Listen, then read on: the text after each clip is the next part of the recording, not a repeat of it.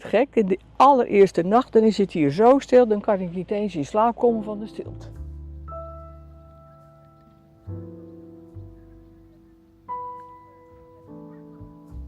Hi, ik ben Brigitte Koninga en samen met Ronald Boels, mijn man, runnen wij Camping de Drie Provinciën. Een adult-only camping op de grens van Groningen, Friesland en Drenthe. Nou, wij vinden dat heel fijn publiek en we hebben destijds ook gevraagd wat mensen zoeken. En die zoeken dan de stilte op, kwaliteit van een goed terrein, een mooi terrein. Je kan het zien, het is parkachtig aangelegd. Schoon sanitair. Mensen met heel veel gepensioneerden met heel veel vrije tijd willen dat hier graag doen. Maar ook mensen die nog werken en echt even willen ontprikkelen, die komen hier ook graag. Omdat je hier echt kan opladen. Goedemorgen. Hi. Oh, hebben jullie al gefietst? Nee, ik ben nu net bezig om een route uit te zoeken wat we willen gaan fietsen hier vandaan. Ja. Maar we hoeven dit niet per se vandaag te doen, dit kan ook morgen, hè? Ik ben Edith Jansen en wij zijn hier voor de tweede keer, vorig jaar voor het eerst. En ik ben Paul Jansen. Overdag mogen best kinderen, kleinkinderen mogen best komen. Alleen ja, s'avonds dan houden mensen hier wel van hun rust en 's morgens ook. Dan hoeven we meteen allemaal schreeuwende kinderen over de camping.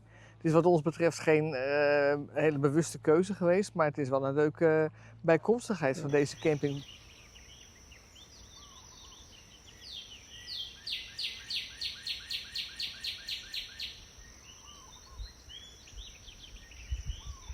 Kinderen, zijn daar een verstorend element in?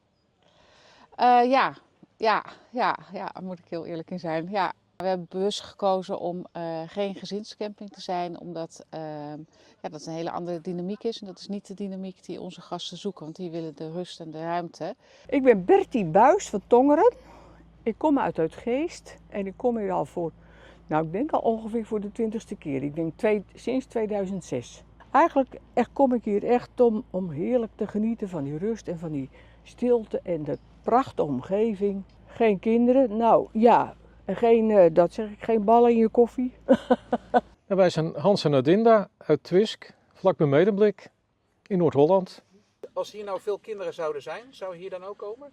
Nee. Nee. Ja, het geheim is geen overlast van kinderen. We hebben ook op een camping gestaan waar we ook een sloep bij hadden met kinderen. En dan sta je op een veld zoals dit. Ja, en als er dan kinderen zijn, dan gaan ze 's avonds voetballen. Dan gaan ze badmintonnen. En dan rolt de bal over je terrein. Ja. Ik woon in een straatje met allemaal jonge gezinnen en ik zie kinderen genoeg. En ik heb in het onderwijs gezeten en daar heb ik ook kinderen genoeg gezien. Dus ik kom hier voor mijn rust.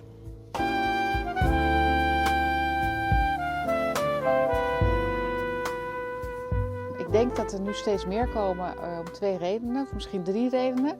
De eerste, dat zien we aan onze gasten, dat het supergoed bevalt. Iedereen weet dat adult only betekent volwassenen zonder kinderen recreëren en dat is het. En het derde, dat ondernemers merken dat het voor henzelf een prettige klantengroep is. En wat wij ook merken, dat onze gasten heel netjes zijn. Dus het sanitair blijft heel netjes. En met de kinderen heb je vaak dat er toch wel met wc-rollen gespeeld wordt of zo. Het is niet zo dat wij kinderhaters zijn, wat je tegenwoordig in de pers leest. Absoluut niet, helemaal niet.